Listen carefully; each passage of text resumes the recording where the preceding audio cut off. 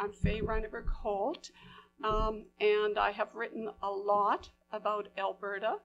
I write what would be called public history, and that really, I like to describe it as the story of all of us in Western. I've done a number of things specifically on Alberta.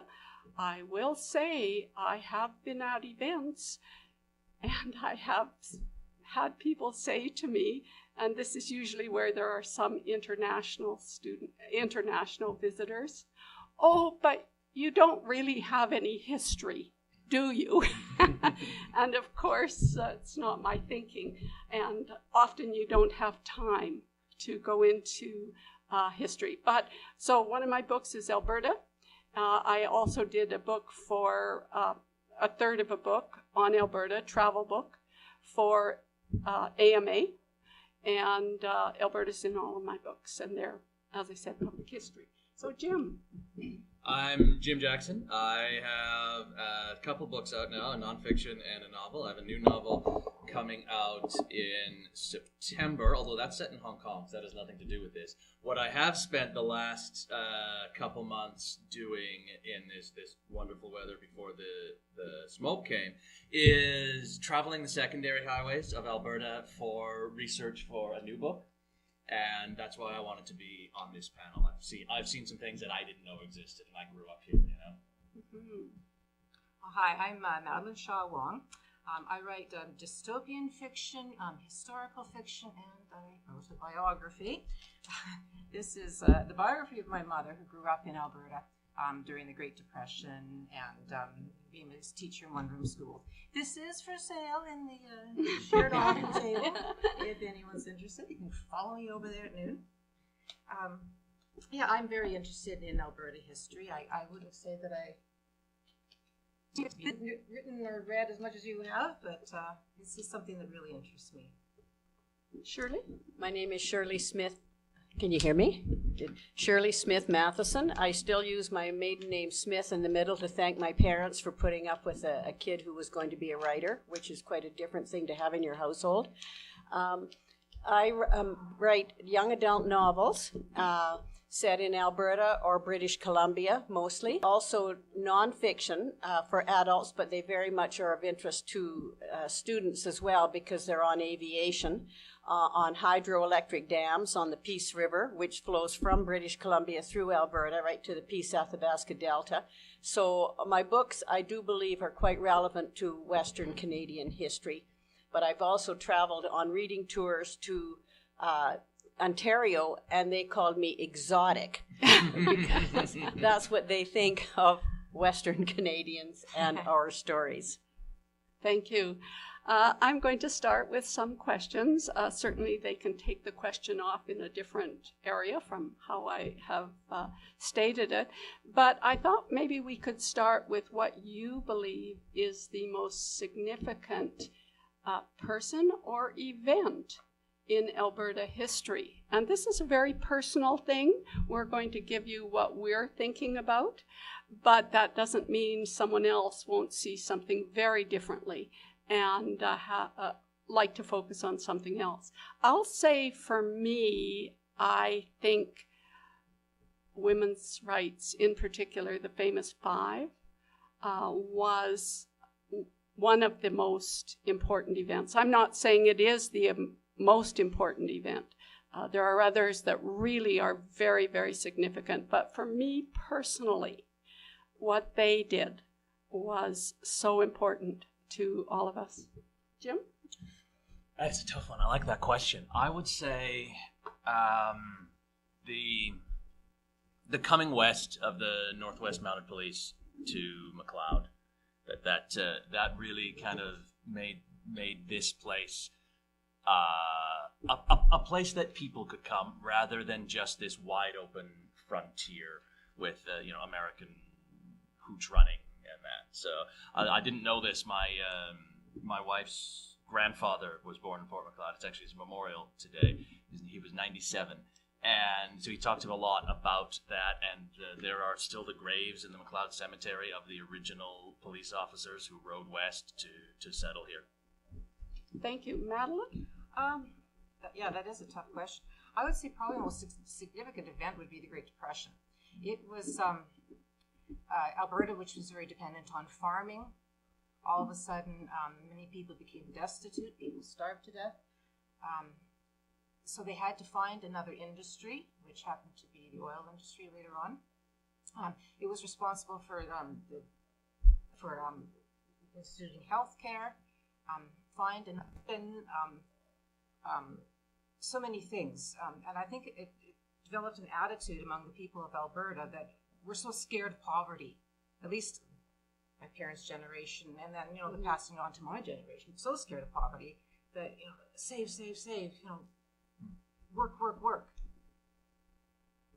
Thank you. Shirley, what Well, about you? I break it down to our prehistoric history, our dinosaurs, what was before, our early indigenous populations that came into the immigrant population that increased the population of very much the wars that affected people in this area. The Boer War, the First and Second World Wars, of course, which changed the whole dynamics of Western Canadian and Alberta history.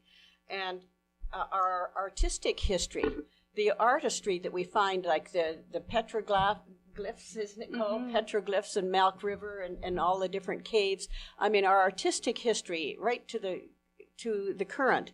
But what I have written about is our technical history, our aviation history that worked to develop the North for better or for worse. Thank you. Do you know, I wrote out these questions and now I'm not answer the next question, but I'll try. My next question was, what do you think is the most under-acknowledged aspect of Alberta's history? Because there are lots of things that we all recognize and know is part of our history. The oil and gas development, which I think changed the province significantly, flight and all these kinds of things. But what's the under-acknowledged? And I'm going to wait to the end on this. I need some ideas. And I'm going to start with you, Shirley. Oh, dear me. Well, I look at organizations, for example, the Southern Alberta Pioneers and the Descendants. And that's wonderful to honor your relatives who came here, I think it was by 1890 or whatever. Mm-hmm. But aren't the recent immigrants equally important? And I think that is maybe are unacknowledged because our dynamics, our population dynamics have so changed, even in the last 20 years. And I think it has yet to be written, has yet to be acknowledged, because you go downtown Calgary and you take a look around at who's around, and there are all these new people, and they will become all part of Alberta's history. And that's what I think is as yet unacknowledged. Thank you. Madeleine? Okay, I'm going to have to say the ranching and farming industries. Too often they're dismissed as being, a bunch of rednecks, a bunch of hicks, the Calgary Stampede. Okay, well, it's quaint, it's fun, it's cute. But they are and have always been the backbone of our economy and really the breadbasket of this country. And I think they need to be given more credit. Thank you. Jim, what about you? I'm going to work off what Shirley said, and the other kind of immigration, the French Canadians came here, settled in Vegreville and in Mission in Calgary and in Bonnie Doon in Edmonton. The Hutterite colonies who from the United States, that kind of immigration as well, I don't think is really talked about that much. I'm going to go with an immigration theme too. Thankfully, I got some help with determining what it might be. And I realize now we are just coming to terms with more and more of our First Nations history. And they're coming over the land bridge. And I read that some say their history goes back 8,000 years, but I've read other sources that say 12,000 years. And that's up there with anybody. And that's once they come into Canada. But I'm going to say, for me, again, something that's been under-acknowledged is the American immigration into Alberta. Now, I have a grandmother born in the U.S., a grandfather who came from Europe, but lived many, many years in the U.S., and we've had people come up from Nebraska, Minnesota. Somehow they don't count. You know, we go back to their European roots rather than realizing they were American in some instances. So for me, that is something worth pursuing. But interesting that we all have the background. I like the ranching thing too. I think We're farm girls, Faye. yeah, I'm a farm girl. What can I say? Another question I have, everyone here is very interested in Alberta's history, and whatever stage you are at in your exploration of the history, I'm going to ask everyone who you think some of the individuals here should read to have a better understanding of Alberta's history. And let's start with you, Madeleine. Well, one book that I recently picked up was by Brennan. Mm-hmm. He's an Alberta writer, Scoundrels and Scallywags. Interesting book. He's picks out various characters throughout the history of Alberta and telling their stories. And some of these people were pretty awful people. And it was quite fun. So I'd recommend that book. Okay, thank you. We know Brian. We'll tell him you recommended it. Jim? What should you read? I would say, I'm going to take this in a little bit of a different direction. Get in a car, take a wrong turn on a highway, and the next time you see a point of interest, pull over and read that sign there. And then do that the next one. And it's all grids, those secondary highways, just follow one. You always know which way you're going. Bring a compass if you need to. And then every time you see one of those point of interest, read that sign. They're great. Shirley? I think our museums here are just wonderful fonts of knowledge. And I'll say one example. I was asked by the Glenbow Museum to do the research on Captain Freddie McCall, a World War I flying ace for the Mavericks of Alberta exhibit. And I did, and his son, Fred, was building the full-scale replica of the Curtis Jenny aircraft that his father had force-landed on the merry-go-round at the Calgary Stampede in 1919. And long story short, the Glenbow now has that full-scale replica of the aircraft in the McCall exhibit. So when I'd finished the research, Fred turned to me and said, "Why don't you write a book about Dad?" And so I did, Maverick in the Sky, the First World War flying ace Freddie McCall. And to me, he epitomized not only a young man joining the forces in the First World War, as my own father did, but also and being a number 5 war ace in Canada. But he came back and he did everything he could to develop flying in southern Alberta. So that's Maverick in the Sky, and other aviation stories I think are of particular interest. And of course, like Madeleine says, they are at the author table. Yes, there's a book on Alberta by me at the author table. But you know, actually somebody who I think is such an expert in this area, and I know him personally, is Hugh Dempsey.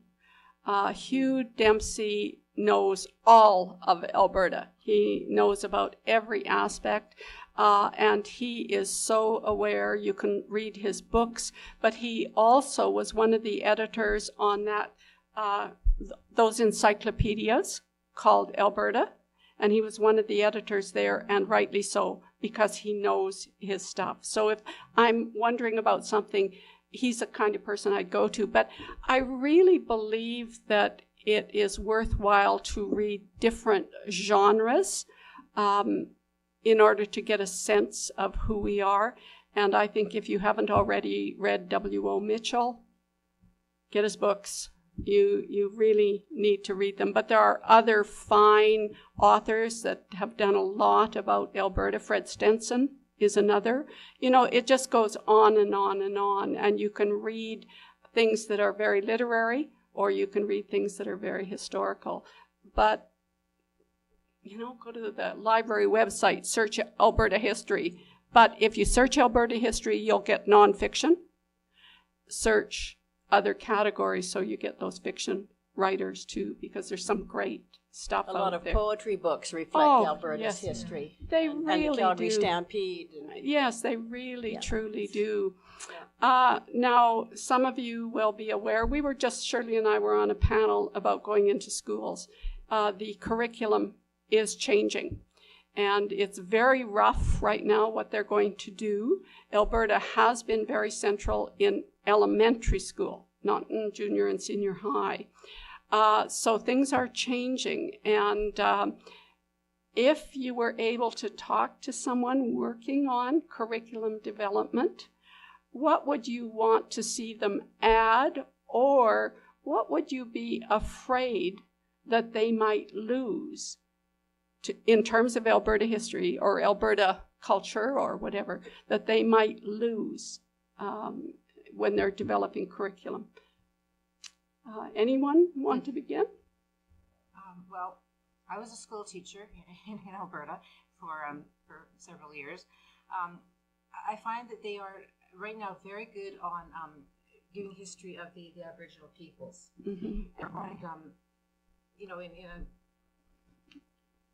in a gentle way, and I think that I admire that about them. I wouldn't like to see that being lost.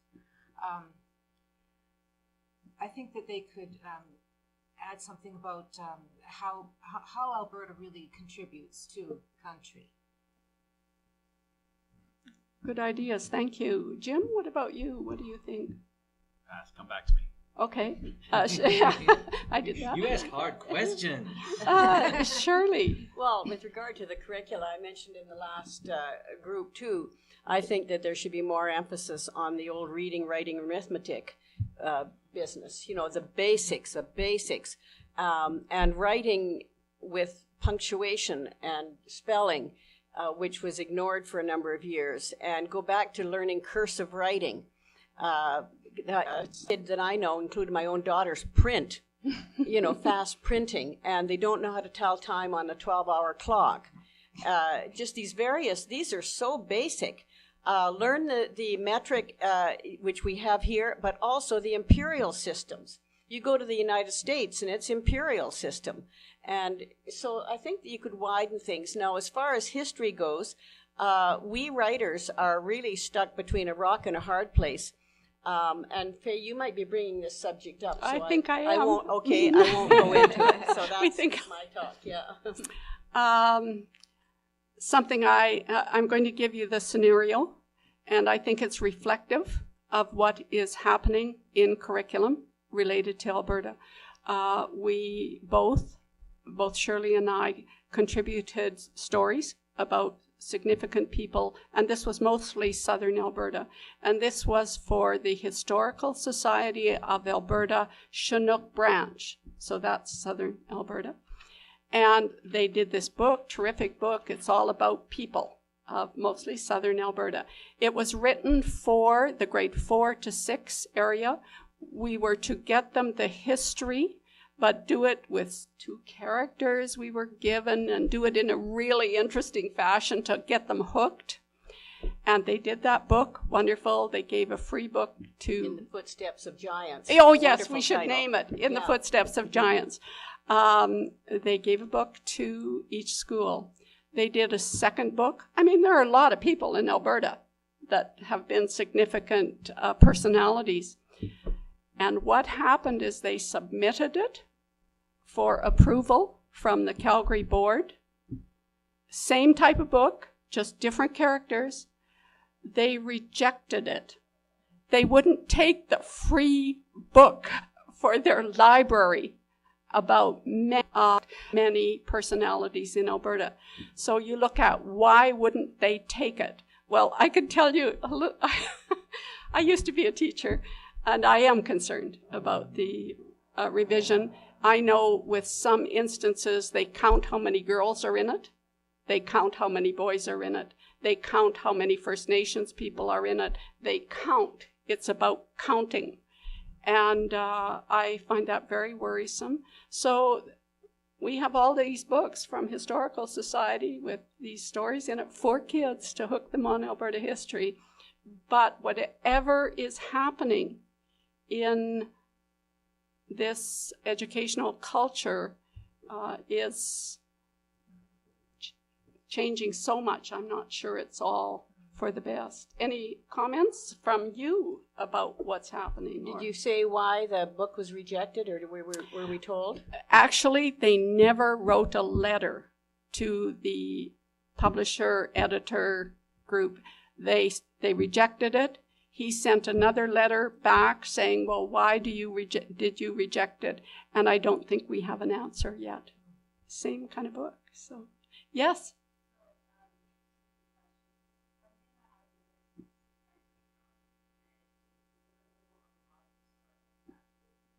It's an important question. It's also happening in Victoria. Well, I'm they just are waiting taking for down the famous statue. 5 statues to be Same removed here. because Yes, Nellie same here. McClung apparently was. Oh, all of them. They were, There's it was not one of them. during the time, but then they, was it the evil that men do live after him, the good will oft be interred within their bones, so let it be with Caesar.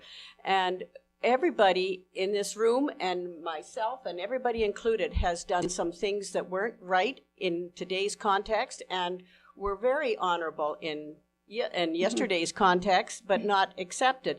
And we're all a mix of opinions and experience and knowledge and intention, all those kind of things. We writers are very aware of writing about people from other cultures than our own. And that is restricting us into a very narrow closet. And so this is fine. Respect, research, do all those good things. But they who are not one of our culture must do the same. It's got to be a two-way street. Comments, Madeleine? Yeah, I recently tried to, racking my brain to try to remember which city it is, but a city in Ontario somewhere. They're taking down a statue of John A. Macdonald. Yeah, and Victoria, Is too. it Halifax? Yeah. And Victoria is taking down a statue. Has it? Our first prime minister. Yes, he did some things that he shouldn't have done. And the First Nations were badly treated under him. Mm-hmm. But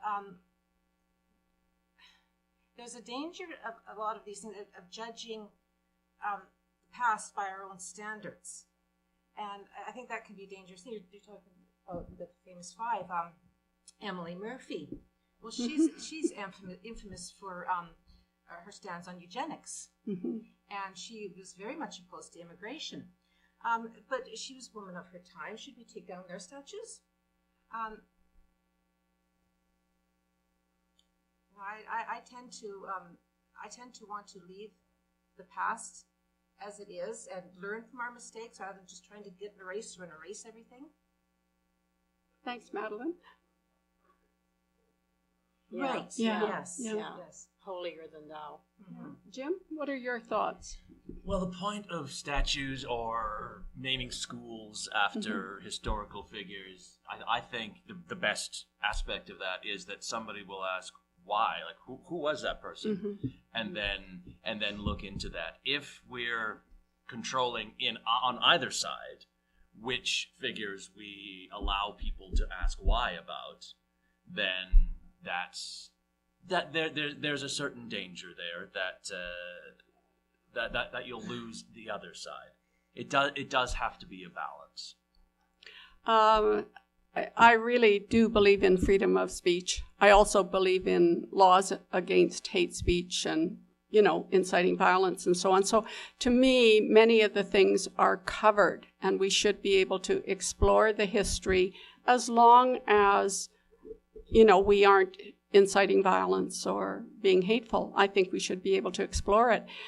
But, for instance, a character real person that has bothered me, we're in Calgary. Well, who started the Calgary Stampede? If all of you can't say the standard, Guy Wiedek, I would be surprised. That's not actually accurate historically.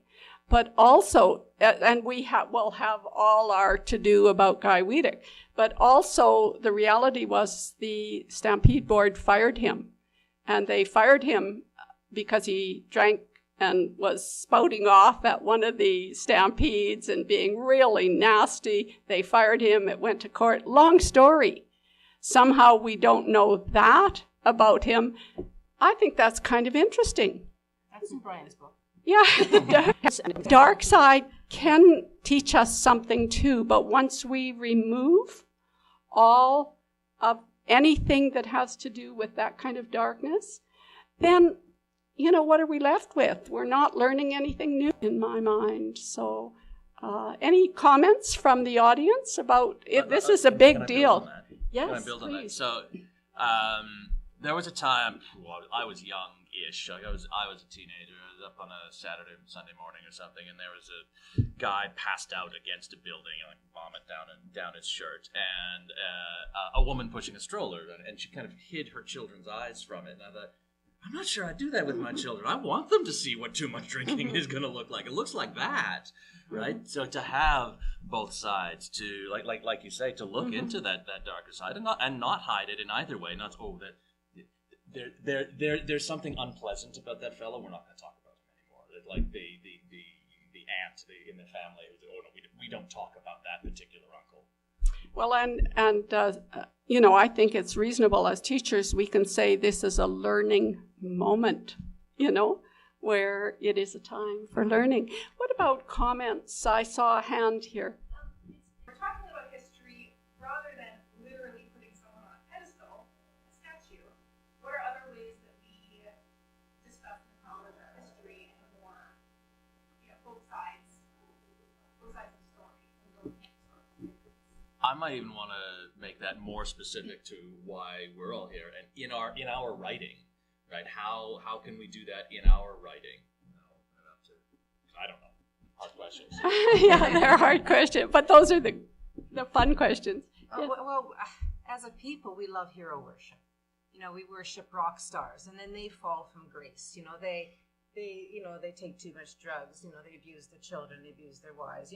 And then we're also shocked, and then that our heroes would do something like this, and sports stars, and perhaps if there wasn't so much hero worship, that realize that these people are human beings, first of all, and not put them on literal pedestals. I don't know. I think part of the question was, how can we do that other than, by doing the statues, and how can we get it so that we are discussing the broad, am I correct?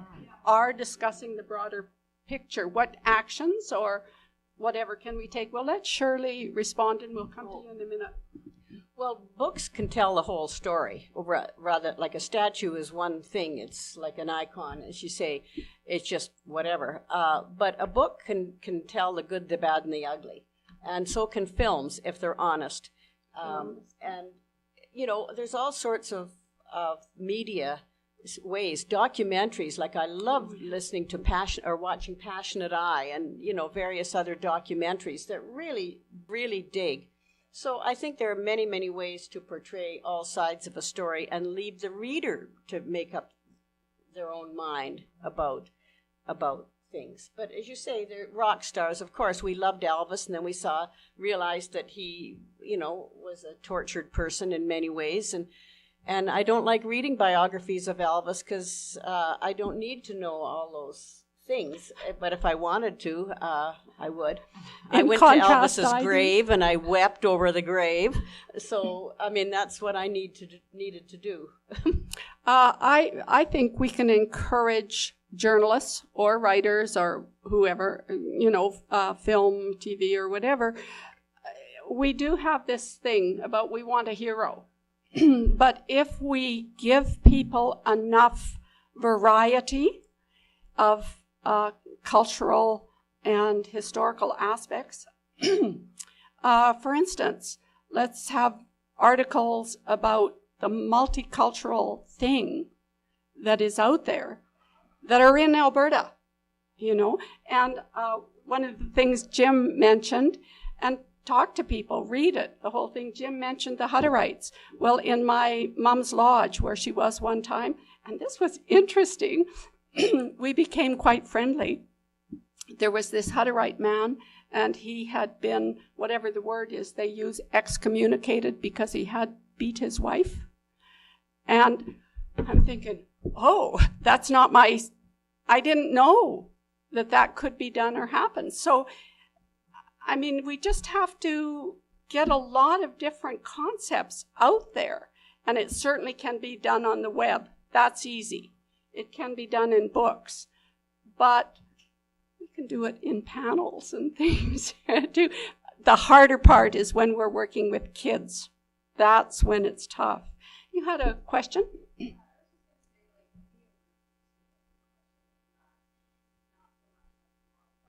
Well, there are aircraft on pedestals. Here I am back to my aviation theme. You know, aircraft on pedestals that really represent, let's say, the opening of the North. As I say, for good or bad, because some people say that aviation was the thin edge of the wedge that ruined the North. It provided the ease of exploration. It provides very much help for very remote communities, all sorts of things. So that is an icon, an airplane on a pedestal, like the DC-3 on the pedestal at Whitehorse Airport, for example, and, you know, others. So, yeah, it's not a person, but it's an item that signifies a certain segment of history. Other questions or comments? Yes?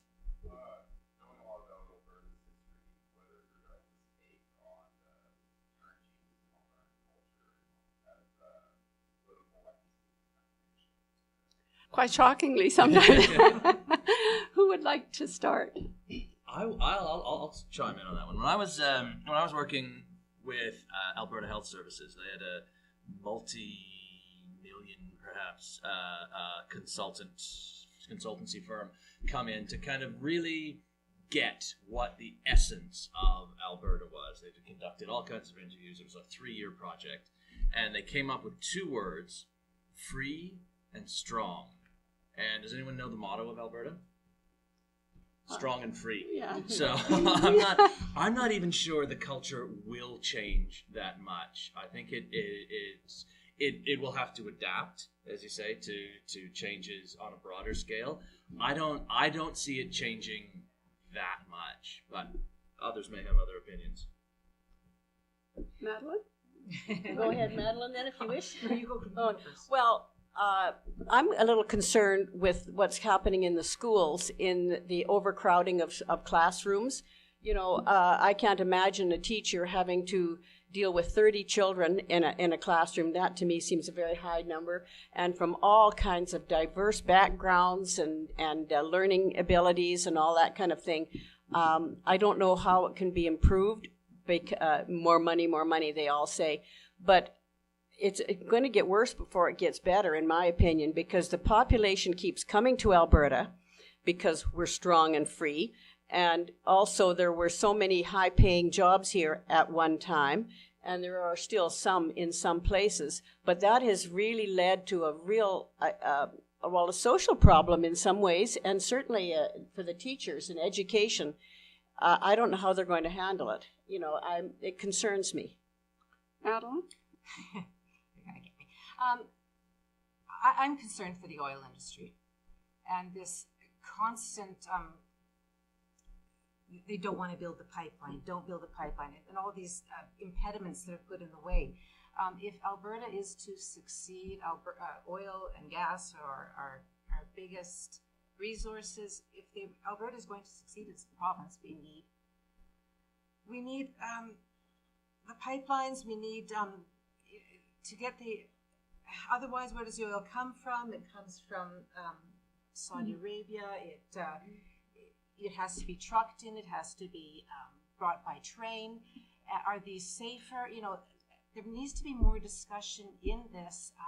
I know the oil sands were demonized back in the day, and I think unfairly. And I think this is something that does need to change if we're to succeed. First of all, both my parents born and raised, and I'll come to you in just a sec, in Alberta, and I was in farm family.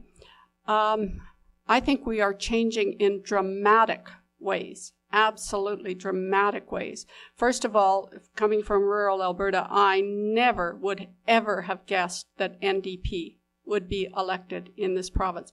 Never. Now, I think it was definitely time for a change, and people wanted a change, and that was a good part of it. I kind of think it's neat that in Alberta, maybe it's because we're so free, we could have an NDP government and the premier is working for oil and gas. You know, this is amazing to me, absolutely amazing. And I am of two minds with oil and gas. We had contamination on our farm, and after 12 years, it still isn't completely cleared.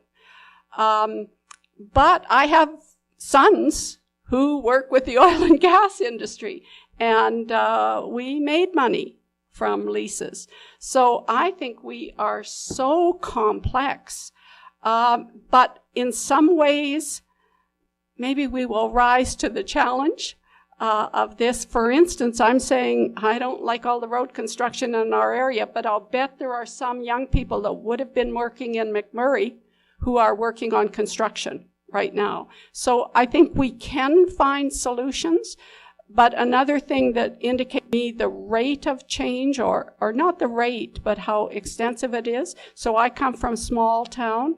My mom went from one lodge, home to another.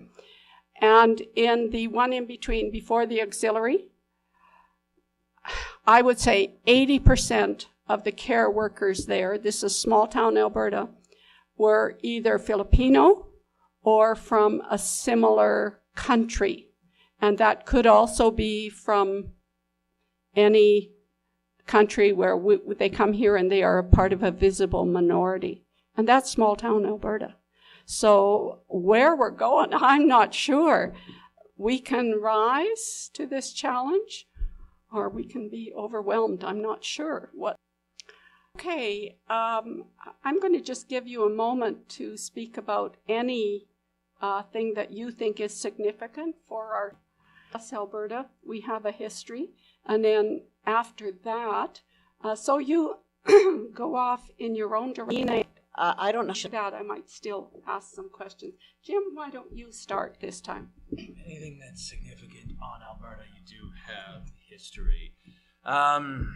I'm gonna go back to what I was saying earlier. Find those places that aren't Frank Slide or Drumheller or something, and learn about those. Learn that Fort Macleod 100 years ago had a population 10 times what it has now, and that it was going to be the big prairie city until the two railroad lines didn't go through it, and now it is what it is. We'll go have some fun and go to the Gopher Hole Museum in Torrington.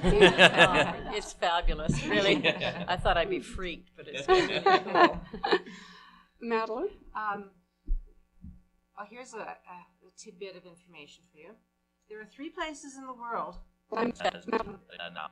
the Arctic, the Antarctic, and Alberta. To go back and find out how they did that is quite interesting. That's an interesting thing, and the ongoing war against rats. Yeah, and still doing it. And still doing it. Yes, it's they may spend millions, but the gazillions that are saved by not having rats here, our farmers, is quite amazing. And for me, I can't stand them. Yeah, I know. Shirley?